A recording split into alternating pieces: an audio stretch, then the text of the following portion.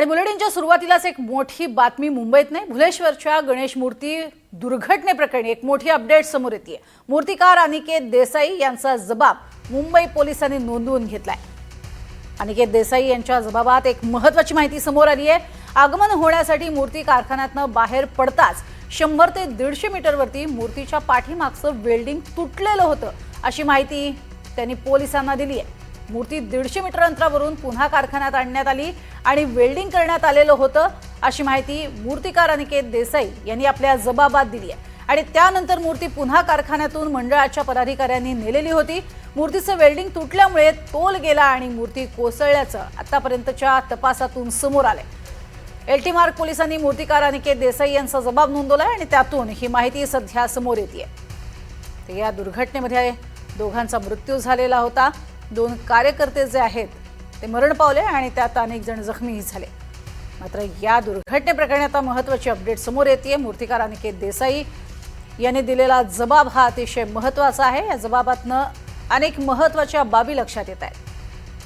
अधिक माहिती घेऊयात ऋतिक गणकवार यांच्याकडनं। ऋतिक, काय अधिक माहिती या जबाबाचे कशा पद्धतीने आता येत्या काळामध्ये मुंबई पोलीस पुढचा तपास करतील? नक्कीच एकंदरीत आपण बघतोय की अनिकेत देसाई ज्यानं ही मूर्ती घडवलेली होती त्याचा जबाब जो आहे तो आता पोलिसांनी म्हणजेच एलटी मार्ग पोलिसांनी घेतल्याचं आपल्याला पाहायला मिळतंय। एकंदरीत मूर्ती कशी घडली, त्याच्यानंतरला मूर्ती बाहेर कशी निघाली या संदर्भातला सर्व त्याच्याकडून विचारपूस केल्याचं आपल्याला पाहायला मिळतं। त्या जबाबामध्ये हे सर्वप्रथम त्याच्याकडून असं समजून आलेलं आहे की मूर्ती ज्यावेळेस शेडमधून बाहेर निघालेली होती त्यावेळेस तिथे जॉईंट जे आहे ते तुटलेले होते। काही मीटरवरती गेल्यानंतरच पुन्हा ती मूर्ती जी आहे ती पुन्हा मंडपात आणण्यात आली, शेडमध्ये आणण्यात आली, पुन्हा ते जॉईंट बसवण्यात आले। त्यानंतर पुन्हा एकदा मूर्ती जी आहे ती मार्गक्रमण केलं असल्याचं आपल्याला पाहायला मिळतं। हा जबाब अत्यंत महत्त्वाचा आहे। पोलिसांना या जबाबामुळे कुठेतरी दिशा जी आहे त्यांची तपासाची ती स्पष्ट होणार असल्याचं आपल्याला पाहायला मिळतं। एकंदरीत मूर्तिकाराच्या जबाबातून हे स्पष्ट झालेलं आहे। तर दुसरीकडे ज्यावेळेस आपण भुलेश्वरच्या राजाच्या मित्रमंडळाच्या काही प्रतिक्रिया घेतलेल्या होत्या, त्यांनी देखील असं स्पष्ट केलेलं होतं की मूर्तीला जवळपास भायखळा ते भुलेश्वर परिसरापर्यंत आणण्यापर्यंत 3 वेळा जे जॉईंट्स आहेत ते तुटलेले होते, त्यावेळेस ते वेल्डिंग करण्यात आले।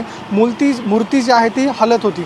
आता एकंदरीत आता यामध्ये निष्काळजीपणाचा ठपका कोणावरती ठेवण्यात येतो हे देखील पाहणं महत्त्वाचं ठरेल। मात्र अत्यंत दुर्दैवी घटना ही घडलेली आहे। 2 जणांचा मृत्यू या घटनेमध्ये घडल्याचं पाहायला मिळते। त्या अनुषंगानं पोलीस जे आहेत ते आता तपास करतात।